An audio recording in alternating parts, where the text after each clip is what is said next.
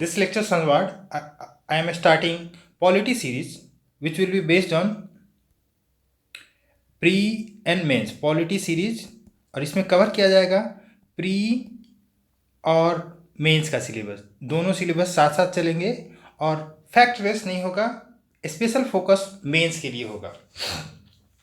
और अगर आप लोग कुछ पूछना चाहते हैं, कुछ डॉक्यूमेंट चाहते हैं, कुछ मटेरियल चाहते हैं, तो आप मुझसे मेरे टेलीग्राम अकाउंट पे जुड़ सकते हैं, एस्पायरेशन IAS 21 पे। तो ये बेसिक इन्फॉर्मेशन है। इसमें मैं आज से पॉलिटी सीरीज शुरू करूंगा और इसको पूरा सिलेबस तक कंप्लीट करूंगा, जिसमें स्पेशल फोकस होगा मेंस का। अब आज का क्या टॉपिक है, तो आज के टॉपिक के लिए मैंने प्रियम्बल टॉपिक को रखा हुआ है। आज का जो टॉपिक होगा वो प्रियम्बल पे डिस्कशन होगा, छोटा सा लेक्चर होगा, प्रियम्बल पे डिस्कशन होगा। और इसमें आप सभी के जो सुझाव हैं वो आप मुझे कमेंट सेक्शन में बताएंगे कि आपको ये वीडियो कैसा लगा, क्या और किया जाना चाहिए, कौन से सब्जेक्ट पे वीडियो बनाना चाहिए। ये सब भी आपसे उम्मीद है कि आप मुझे बताएंगे अपनी रुचि, और कमेंट सेक्शन में मुझे ज्ञापित करेंगे। सो फ्रेंड्स, आज का पहला लेक्चर पॉलिटी सीरीज का वीडियो, और इसमें पहले लेक्चर्स में हम लोग बात करेंगे प्रियम्बल की। तो आज का डिस्कशन में जो मेन पॉइंट है, मेन थीम है, वो है प्रियम्बल का, preamble of the Indian constitution. ठीक है फ्रेंड, तो अक्सर आप लोगों ने मूवी देखा होगा या फिर मूवी के बारे में जो न्यूज आता है वो भी सुना होगा। तो किसी भी मूवी बनाने से पहले उसका जो बेसिक होता है थीम, वो जाना जाता है। फिर जाना जाता है, आता है उसका ट्रेलर, और फिर जाना जाता है उसका पूरी फिल्म, पूरी की पूरी मूवी। अब तीनों में सिंक्रोनाइजेशन होना काफ़ी इम्पोर्टेंट है। अगर थीम पे टेलर नहीं है तो उसका कोई मतलब नहीं बनता है, और अगर टेलर के हिसाब से मूवी नहीं है तो भी उसका कोई मतलब नहीं बनता है। तो अभी थीम क्या था, टेलर क्या है, अब मूवी क्या होगा। तो जैसा कि आप सभी को मालूम है, और उस मूवी का नाम क्या होगा, या फिर एनालिसिस क्या होगा, या फिर उसको क्या कहते हैं, कैसे पता चल जाए कि बिना मूवी देखे ही हमें, तो वो होता है एनालिसिस, होता है एनालिसिस। ठीक है, तो हमारा अगर जैसे कॉन्स्टिट्यूशन लिखने का बात आया, कॉन्स्टिट्यूशन लिखने की जब बात आई, तो उसके लिए cabinet, on the basis of cabinet mission plan, on the basis of constitution, तो कैबिनेट मिशन प्लान के बेसिस पे, कैबिनेट मिशन प्लान 1946 के बेसिस पे कॉन्स्टिट्यूएंट असेंबली बनाया गया था, कॉन्स्टिट्यूएंट असेंबली बनाया गया था, जिसकी फर्स्ट मीटिंग जो हुई थी, कब हुई थी फ्रेंड्स? फर्स्ट मीटिंग इसकी हुई थी, वो हुई थी, फर्स्ट मीटिंग जो हुई थी वो हुई थी 9 दिसंबर 1946। इसमें हुआ क्या था, तो सबसे पहले काम कोई भी होता है तो सबसे पहले इंटरिम प्रेसिडेंट चुना जाता है। तो सच्चिदानंद सिन्हा इंटरिम प्रेसिडेंट, किसको चुना गया था? तो सच्चिदानंद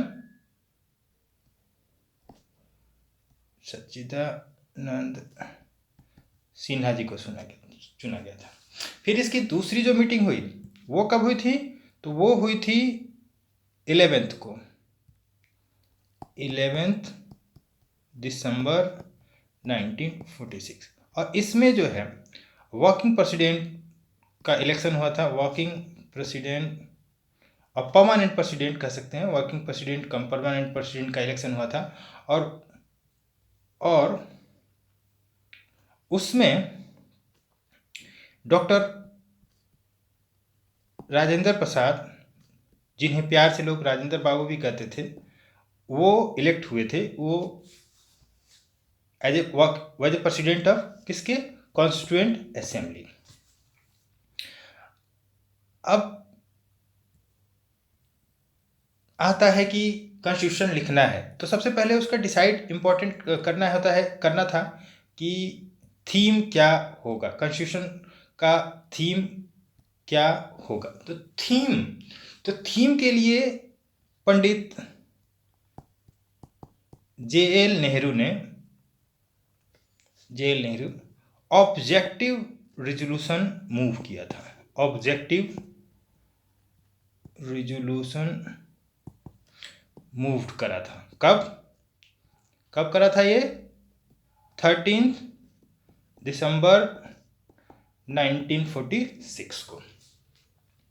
अब इस ऑब्जेक्टिव रिजोल्यूशन में क्या था, तो जहन में यही आता है कि क्या पूरी नहीं, वो जो आप प्रेम्बल देखते हैं वो एक उसका एक कह सकते हैं कि पोएम का फॉर्म है, एक शॉर्ट रूप है। ऑब्जेक्टिव रिजोल्यूशन थोड़ा सा उससे बड़ा था, वो ट्रेलर जैसा था, और प्रेम्बल में सिर्फ थीम पता चलता है कि किस बेसिस पे लिख रहे हैं। तो ऑब्जेक्टिव रिजोल्यूशन जो पंडित नेहरू ने दिया था उसमें उन्होंने कुछ महत्वपूर्ण बातें बताई थी, और वो था कि भारत का जो संविधान बनने वाला है उसका थीम क्या होगा, उसमें क्या क्या चीज़ें रहेंगी, उसका फिलॉसफी क्या होगा। तो बेसिकली और इंडिया जो होगा, तो मेन प्रोविजंस जो उसका था, ये अगर हम कहना चाहें तो कह सकते हैं कि मेन प्रोविजंस तो वो था कि इंडिया कैसा कंट्री होगा। तो इंडिया सबसे पहले क्या होगा? इंडिपेंडेंट होगा, सोवरेन होगा, और क्या होगा? डेमोक्रेटिक होगा,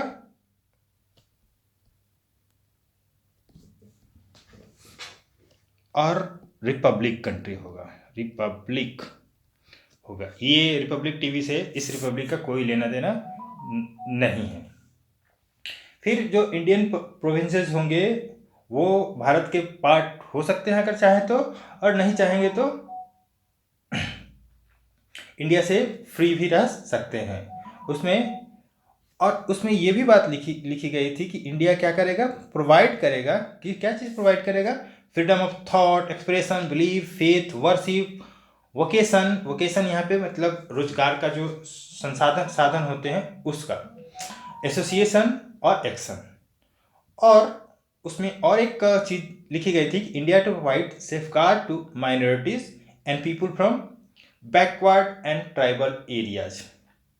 और जो और इम्पोर्टेंट चीज़ था, चूँकि इंडिया लगभग 200 साल की ब्रिटिश गुलामी के बाद से आज़ाद हुआ था, तो एक और बात रखिए कि दुनिया में हमारा एक राइटफुल और ऑनर्ड प्लेस होगा। विश्व में जो है एक राइटफुल और ऑनर्ड प्लेस होगा, और हमें इसके लिए कंट्रीब्यूशन करना पड़ेगा, और विश्व शांति बनाए रहने के लिए और मानव समाज के हित के लिए भी हम काम करेंगे। तो ये कुछ बातें थी ऑब्जेक्टिव रिजोल्यूशन में जो पंडित नेहरू ने लिखी थी। एक इन्फॉर्मेशन जो और कहीं भी किसी जगह नहीं दी गई है वो मैं आपको बताना चाहूँगा कि ठीक है, इस दिन तो पंडित नेहरू ने मूव करा था, ये मूव करा था, लेकिन ये अप्रूव्ड और एडॉप्टेड किस तारीख को हुआ था? ऐसे examination, PCS examination, BPSC, UPPCS और बाकी के जो स्टेट पीसीएस है उसमें इस तरह के क्वेश्चन पूछे जाते हैं। तो अक्सर हम देखते हैं कि हमारे पास इंफॉर्मेशन तो बहुत रहता है, पर जो फैक्ट्स पूछे जाते हैं वो किसी एक सोर्स में मिलता नहीं है। तो वो 22 जनवरी 1947 को अप्रूव्ड एंड एडॉप्टेड। क्या चीज़ की बात हो रही है? तो ऑब्जेक्टिव रिजोल्यूशन की बात हो रही है। और ऑब्जेक्टिव रिजोल्यूशन से हमें क्या मिला? ऑब्जेक्टिव रिजोल्यूशन से हमें क्या मिला? ओआर ने क्या दिया? तो थीम ऑफ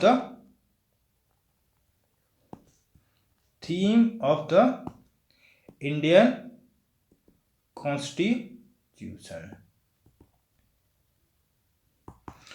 फिलोसफी और the theme of the Indian constitution किससे मिला था? वो ऑब्जेक्टिव रिजोल्यूशन में हुआ था। इसको किसने मूव करा था? तो पंडित जवाहरलाल नेहरू ने मूव करा था। कब किया था? तो इसको मूव किया था कॉन्स्टिट्यूएंट असेंबली में 13 दिसंबर 1946 को, और 22 जनवरी 1947 को इसको अप्रूव्ड और एडॉप्ट किया गया। अब आते हैं प्रियम्बल पे। ये तो बेसिक हो गया कि प्रियम्बल ऑब्जेक्टिव रेजोल्यूशन से लिया गया है और उसी को शॉर्ट फॉर्म में बनाया गया है। तो अब प्रियम्बल पे, तो पहला जो इम्पोर्टेंट थी चीज है प्रियम्बल के बारे में, वो है कि प्रियम्बल बेसिकली लिया कहाँ से, इंस्पायर्ड कहाँ से गया है। ठीक है, जैसे वो गाने, विदेशी गाने चुरा के, विदेशी मूवी का कहानी स्क्रिप्ट चुरा करके यहाँ इंडिया में रीपैकेजिंग करके बेचते हैं, तो ये कहते हैं कि नहीं, हमने पूरी की पूरी कॉपी नहीं करा है, हमने इंस्पिरेशन लिया हुआ है। तो सिमिलर वे में हमने प्रियम्बल को पूरी की पूरी कॉपी नहीं करा है, हमने इंस्पिरेशन लिया है। तो that's the right term to use. तो preamble is inspired from the constitution of United States of America. जी हाँ, यूनाइटेड स्टेट्स ऑफ अमेरिका। दुनिया में एक सबसे पहला लोकतंत्र जिसके पास अपना प्रियम्बल है, कौन सा country? United States of America. इसके बाद इसको बड़े लोगों ने, बड़े ज्यूरिस्ट जो थे, संविधानविद थे, उन्होंने इसको अलग अलग तरीके से नाम दिया, और कुछ ने इसको बोला इंट्रोडक्शन और प्रीफेस ऑफ द कॉन्स्टिट्यूशन। और again I would like to repeat, it is based on, preamble is based on objective resolution which is moved by the Pandit Jawaharlal Nehru on the 13th December 1946, which was approved and adopted on 22nd January 1947. इसके जो keyword है, जब friends keyword को अगर define करने चले तो बहुत लेंदी लेक्चर बन जाएगा। इंपॉर्टेंट जो कीवर्ड्स हैं वो मैं आपको बताना चाहता हूं। तो वो है सोवरेन, सोशलिस्ट, इस पे ध्यान रखिएगा, सोशलिस्ट वर्ड पे, सेकुलर, इस पे भी ध्यान रखिएगा, democratic, Republic, justice, liberty,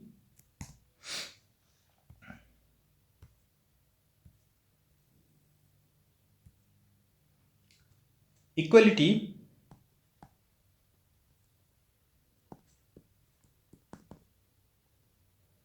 fraternity, dignity and integrity. Integrity पे भी ध्यान दीजिएगा। तो ये तीन वर्ड जो हैं, पहले वाले दो सोशलिस्ट और सेकुलर,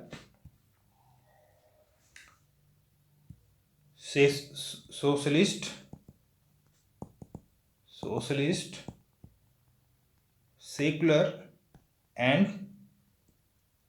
इंटेग्रिटी, ये जो तीन वर्ड हैं, added to the constitution through an amendment, that is 42nd amendment act 1976, 42nd constitution amendment act 1976।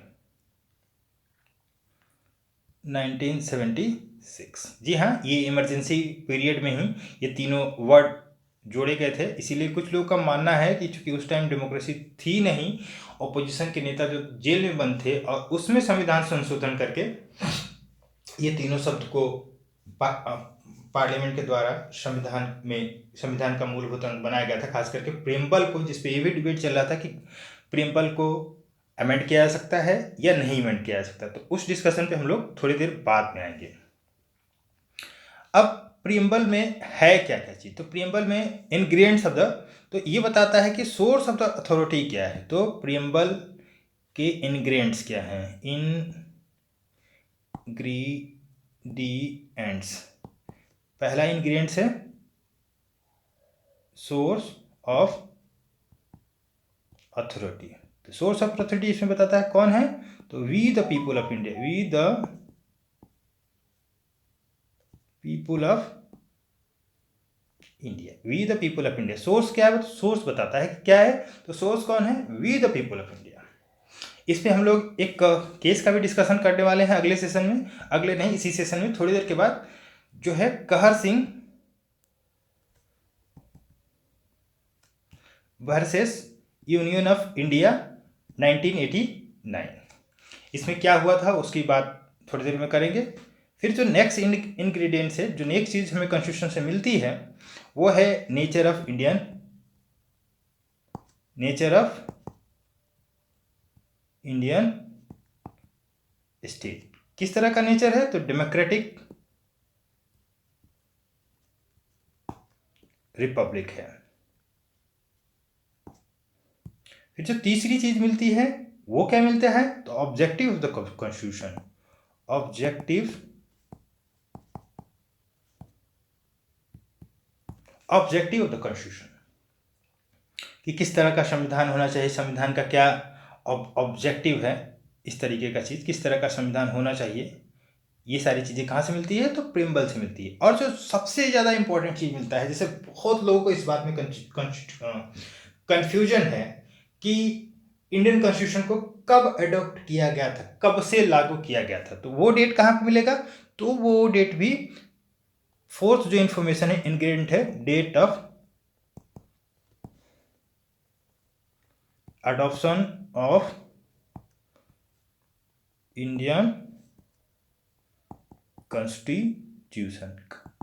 कब है ये डेट, तो ये डेट है 26 नवंबर 1949। और on the basis of same 26 November is celebrated at the constitution day. संविधान दिवस के रूप में 26 नवंबर मनाया जाता है, कॉन्स्टिट्यूशन डे। तो यहाँ से कितनी सारी इंफॉर्मेशन मिल गए, पहला कि सोर्स ऑफ अथॉरिटी क्या है, दूसरा नेचर ऑफ इंडियन स्टेट क्या है, तीसरा objective of the constitution, and fourth one is date of adoption of the constitution which is 26 November 1949। N A. Palkhivala जो बहुत बड़े जूरिस्ट थे, उन्होंने कहा था कि प्रीएम्बल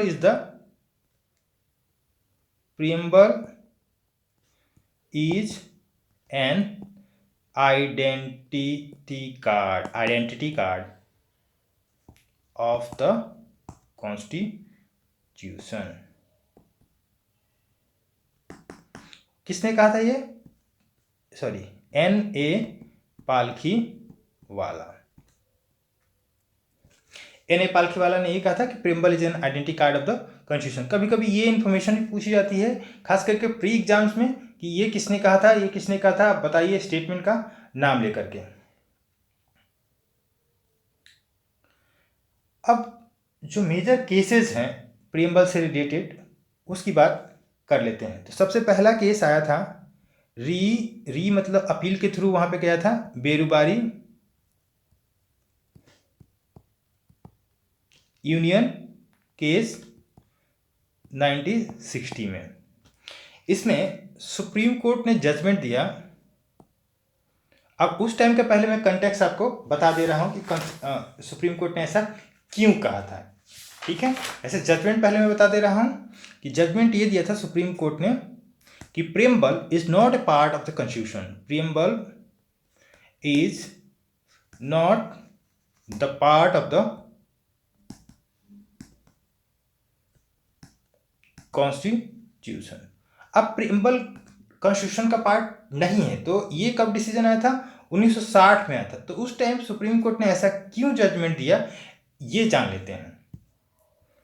तो ट्रेडिशनली उस टाइम ये व्यू था कि अगर प्रीएम्बल को भी हटा दिया जाता है, even if preamble is removed, even if preamble is remove, तो भी कॉन्स्टिट्यूशन से बहुत बड़ा कोई अंतर नहीं पड़ेगा और कॉन्स्टिट्यूशन फंक्शन करना नहीं बंद करेगा। तो ये दलील दी गई थी। फर्दर तो कॉन्स्टिट्यूशन का फंक्शनिंग जो है वो रुकेगा नहीं, पहला ही तो, दूसरा ये था कि कॉन्स्टिट्यूशन मतलब unlike the constitution the preamble does not confer any powers to the organs of the government. Constitution preamble कोई पावर देता ही नहीं है। Preamble does not confer any power to any organ of the government, any organ of the government. तो ऐसे sense में इसका होना न होना कोई फर्क नहीं पड़ता है, और प्रियम्बल का कॉन्स्टिट्यूशन में बहुत ही लिमिटेड रोल है। तीसरा पॉइंट इसमें यह है कि प्रियम्बल का बहुत ही limited role in the Constitution, and thus apex court in Berubari Union case, Berubari Union case 1960 declared that preamble is not a part of the Indian Constitution। क्या डिक्लेयर किया था? तो डिक्लेयर किया था preamble is not a part of the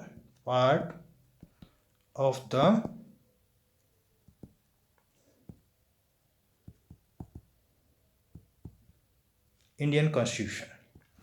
अब आगे क्या हुआ? 1973 में केशवानंद भारती केस में ये मामला फिर से गया कि क्या प्रियम्बल पार्ट है कि नहीं है, और क्या इसका अमेंडमेंट किया जा सकता है कि नहीं किया जा सकता। दो सवाल थे, is preamble part of the constitution और not, is preamble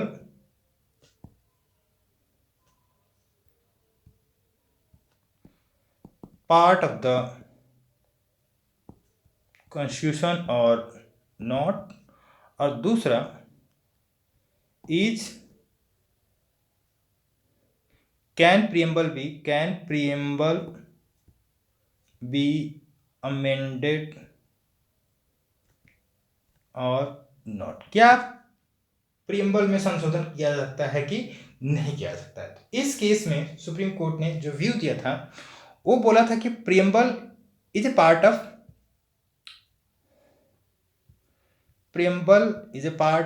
preamble in the Kesavananda Bharati, जो कि बहुत ही फेमस जजमेंट है, केशवानंद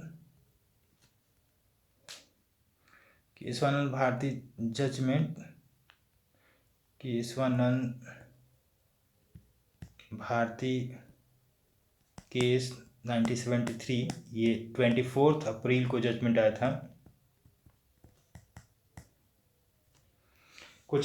था। इसमें एपेक्स कोर्ट ने बोला था कि preamble is a part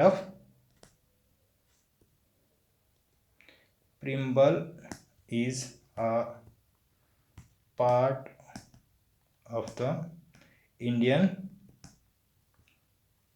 constitution और it can be amended.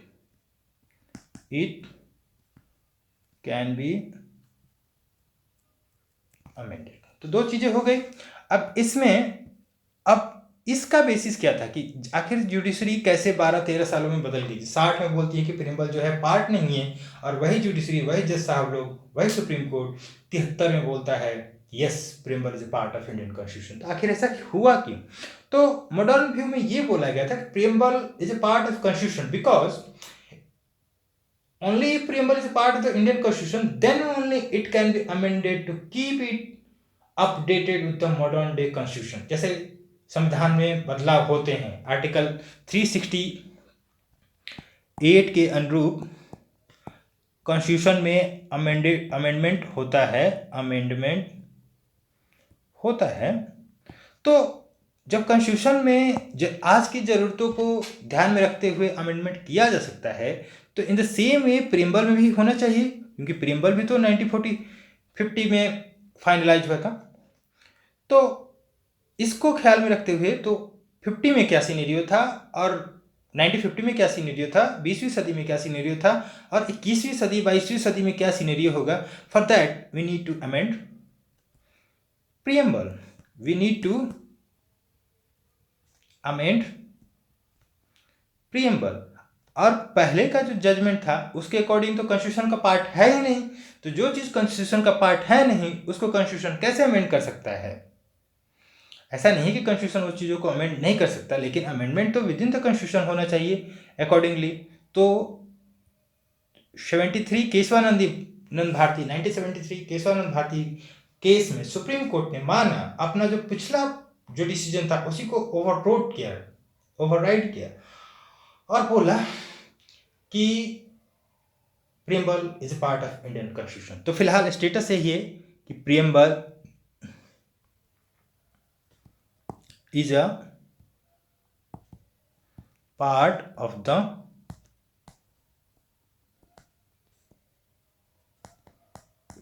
Indian constitution. जी फ्रेंड, तो अभी तक हमने ये 3 चीजें डिस्कस की हैं और एक और केस था इसमें, LIC case, LIC of India case 1995, LIC of India case, LIC of India case 95, जिसमें प्रीएम्बल ने ये बोला कि एपेक्स कोर्ट ने ये बोला, apex court that is supreme court held that preamble is N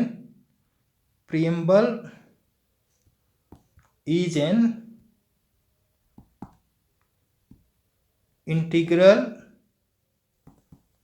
part of the constitution.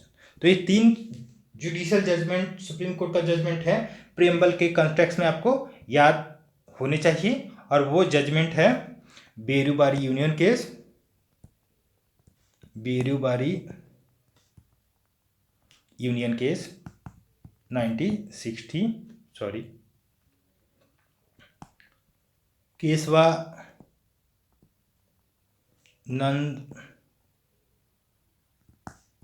Bharti case 1973, LIC of India case 1995. इसके अलावा एक और केस है जिसके मुद्दे पे हम आ ही रहे हैं कि हमें कहा जाता है कि we the people of India, this we the people of India that, और ये सब कहाँ लिखा हुआ है, तो कॉन्स्टिट्यूशन में लिखा हुआ है. तो एक सवाल आया था कि क्या ये बात सही है कि we the people of India, हमने कॉन्स्टिट्यूशन बनाया है, हमने संविधान बनाया है, क्या मैंने तो नहीं बनाया, मेरे पिताजी भी नहीं बनाया, मेरे दादाजी ने नहीं बनाया, उनके दादाजी भी नहीं बनाया. तो ये फिर जो कंसेप्ट है वी द पीपल का, वो आया कहाँ से, कैसे लिखा गया है प्रीएम्बल में, और कैसे ये बोला जाता है कि संविधान हमने बनाया है. संविधान किसने लागू किया है, तो हमने बनाया भी हमने है, बनाया भी विद द पीपल ने है, और लागू भी विद द पीपल ने ही किया हुआ है. तो ये ऐसा क्यों कहा जाता है. तो कहर सिंह नामक व्यक्ति थे, बहुत ही अक्सर पिटीशन फाइल करते रहते हैं. वो 1989 में कहर Singh versus union of India case में उन्होंने सुप्रीम कोर्ट से सवाल पूछा और चैलेंज किया इस स्टेटमेंट का कि ऐसा कहा क्यों जाता है. तो इसके लिए उन्होंने जो पृष्ठभूमि तैयार की थी उसको मैं बताना चाहता था कि जो कॉन्स्टिट्यूएंट असेंबली बनाई गई थी, कॉन्स्टिट्यूएंट, देखिए अगर पहले वाला डिस्कशन आप थोड़ा मिस भी कर देंगे, लेकिन ये डिस्कशन आपको हर जगह नहीं मिलेगा, तो ये थोड़ा ध्यान से सुनने वाली बातें है और आप जरूर सुनिए, मैं यही रिक्वेस्ट करूंगा आपसे. असेंबली, इसका गठन कैबिनेट मिशन प्लान के तहत किया था, जैसा कि मैंने वीडियो के स्टार्ट में ही बताया था. इसमें टोटल 396 मेंबर्स थे. हम लोग बात कर रहे हैं कि we the people of India क्यों कहा जाता है और उसका उपयोगिता क्या है, और कॉन्स्टिट्यूशन और एपेक्स कोर्ट ने इस पे, सुप्रीम कोर्ट ने इस पे जजमेंट क्या दिया हुआ है. तो ये टोटल 396 मेंबर थे, जिसमें से 2 तरह के मेंबर थे. एक तो थे इलेक्टेड बाय पीएलसी मतलब प्रोविंशियल लेजिस्लेटिव काउंसिल, और दूसरे नॉमिनेटेड. तो एक तो यहाँ पे इलेक्टेड बाय द पीएलसीज और nominated nominated by the princely states. Nominated by the princely states. Sorry, 389 is the right number. 389 total. Okay, 389 members थे और इलेक्टेड मेंबर्स थे पीएलसी, प्रोविंशियल लेजिस्लेटिव काउंसिल के द्वारा, और nominated by the princely states. तो PLC के द्वारा जो थे वो 296, सॉरी, नॉमिनेट इतने इलेक्टेड थे और नॉमिनेटेड कितने थे? तो 93 थे. अब हमारा सवाल वही है कि वी द पीपुल वाली कहानी कहां से आती है. अब देखिए, उस टाइम जो था वो एडल्ट फ्रेंचाइज नहीं था. एडल्ट फ्रेंचाइज नहीं था. सब लोग वोट नहीं दे सकते थे. सभी वयस्क भी वोट नहीं दे सकते थे. वोट कौन देता था? जो रिच होते थे, जमींदार होते थे, पावरफुल होते थे, वही लोग देते थे. दलितों को तो अधिकार भी नहीं था वोट देने का, और गरीब लोगों को भी अधिकार नहीं था वोट देने का. जो पढ़े लिखे थे, 3 तरह के लोग वोट देते थे. बेसिक एजुकेशन भी उस टाइम रिक्वायर था. तो एडल्ट फ्रेंचाइज नहीं थी. कौन थे? रिच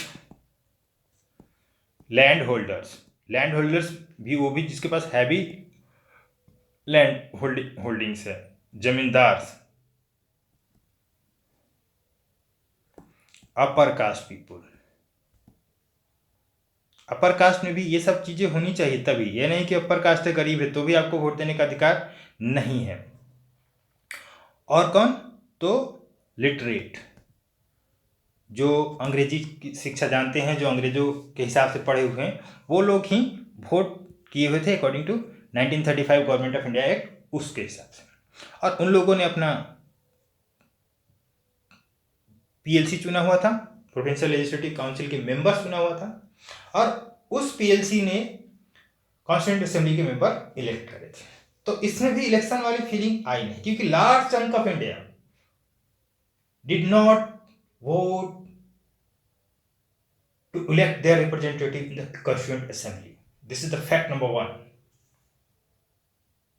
अब सोचिए, हमने पार्टिसिपेट ही नहीं किया, हमारे पूर्वजों ने भी पार्टिसिपेट नहीं किया, और हमें सिखाया जाता है कि we the people of India ने कॉन्स्टिट्यूशन बनाया भी है और हमने लागू भी किया है. और ऐसा सवाल किसने पूछा? कहर सिंह ने पूछा. तो ये तो अभी इलेक्टेड वाला पार्ट था. नॉमिनेटेड वाला पार्ट तो और भी खराब था. नॉमिनेटेड वाला पार्ट था जो प्रिंसली स्टेट्स ने 93 मेंबर्स नॉमिनेट किए थे. अब वो किसको करे थे? वो बेसिकली अपने रिलेटिव्स को और अपने नियर एंड डियर वंस को इलेक्ट करा था. मतलब नॉमिनेट किया था, सॉरी, इलेक्ट नहीं किया था, उसे नॉमिनेट करा था. अब आपको भी सोच के आया होगा कि हाँ, इसमें फिर वी द पीपल कहां से आते हैं. सुप्रीम कोर्ट को भी यही बात लगा कि हाँ, वी द पीपल तो नहीं था. उस टाइम के हिसाब से जो कॉन्स्टिट्यूएंट असेंबली जो शर्तें कंडीशंस फिक्स किए गए थे, उसी के बेसिस पे एक गवर्निंग बॉडी बना था कॉन्स्टिट्यूएंट असेंबली, जिसका एम एंड ऑब्जेक्टिव था इंडिया के लिए, इंडिपेंडेंट इंडिया के लिए कॉन्स्टिट्यूशन को प्रिपेयर करना बेस्ड ऑन द रिकमेंडेशंस और suggestions of the cabinet mission plan.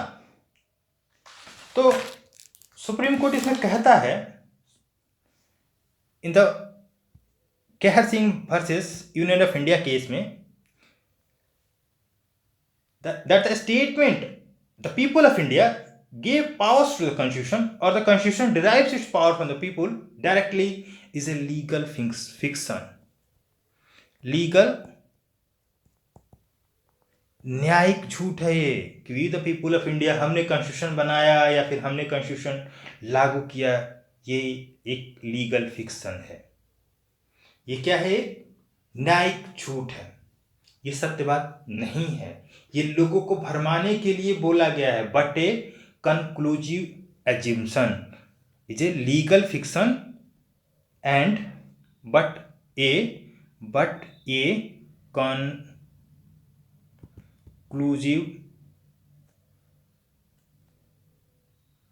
एज्यूम्पशन. झूठ है लेकिन चलेगा.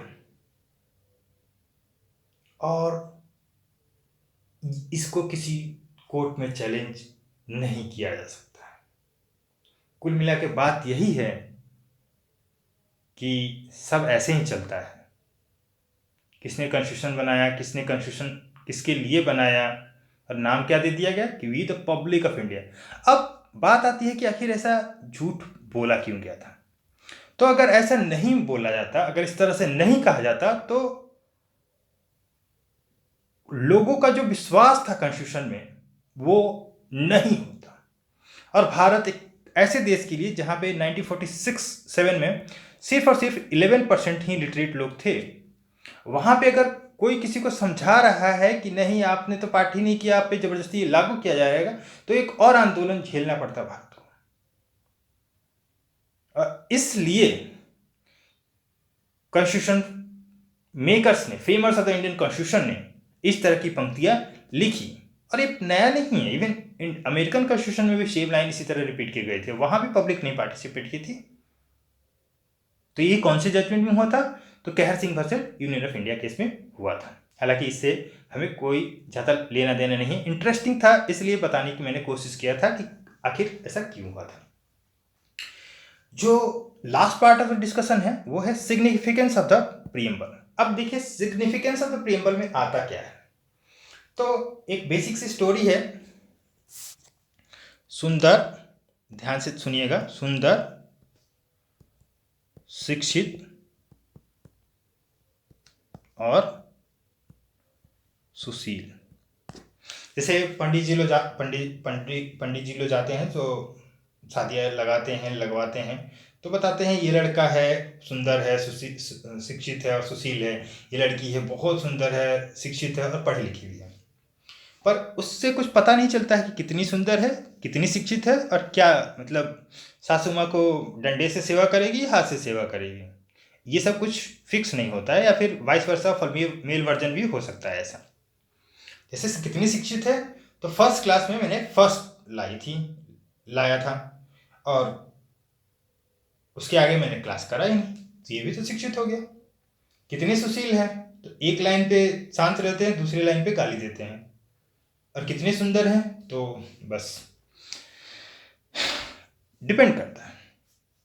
तो पंडित जी लोग का ऐसा आखिर वो लोग क्यों कहते हैं? शादी बताने के लिए, किसी का ब्रीफ इंट्रोडक्शन देने के लिए, या फिर इलेक्शन में भी तो ऐसा बोला जाता है कि इस तरह का है। तो वो एक बेसिक फ्रेमवर्क बना देता है माइंड में कि बहुत ज़्यादा डिटेल में जाने की ज़रूरत नहीं है। कॉन्स्टिट्यूशन जो क्या है इंडिया का, वो तो डिटेल में है। अब कौन कॉन्स्टिट्यूशन बैठ के पढ़ता रहेगा इंडिया का बारे में आइडिया लेने के लिए? उतने मोटा ग्रंथ है, सबसे one of the bulkiest constitution in the world है इंडियन कॉन्स्टिट्यूशन। तो अगर किसी को जानने का इच्छा करेगा कि इंडियन कॉन्स्टिट्यूशन में क्या है, इंडिया की पॉलिटी क्या है, इंडिया का जो आइडियल्स क्या हैं, जो इंडियन कॉन्स्टिट्यूशन या फिर इंडियन पीपुल का एस्पायरेशंस क्या है, वो हमें कहाँ से पता चलेगा? तो वो पता चलता है हमें प्रीएम्बल से। वो पता चलता है हमें प्रीएम्बल से, क्योंकि प्रीएम्बल हमें बताता है ये सब बातें, किस तरह की पॉलिटी है, क्या है, कब इसका एनेक्टमेंट हुआ। Already we have discuss all these things. तो ये भी एक इंपॉर्टेंट है कि it is the summary of the Indian constitution which provides brief idea about the Indian constitution. और इसी को बोला था कि ये अभी हम सिग्निफिकेंस वाले पार्ट में है, तो ये बेसिक फिलॉसफी और फंडामेंटल वैल्यूज ही बताता है। बेसिक किसका? Basic philosophy and fundamental values of philosophy and fundamental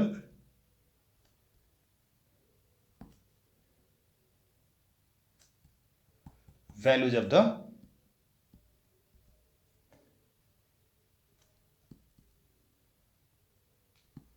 Indian constitution बतलाता है।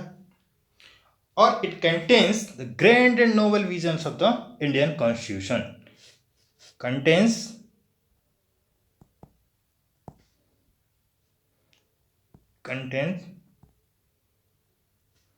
grand and novel vision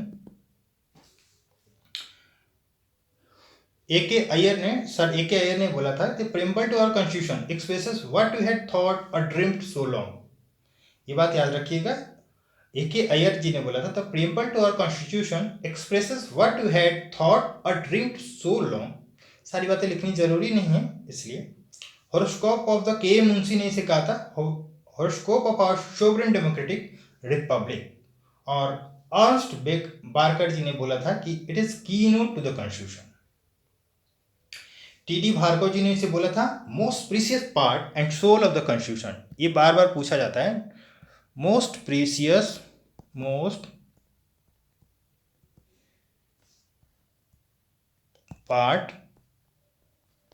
and soul of the constitution. किसने बोला था? पंडित ठाकुर भार्गव दास।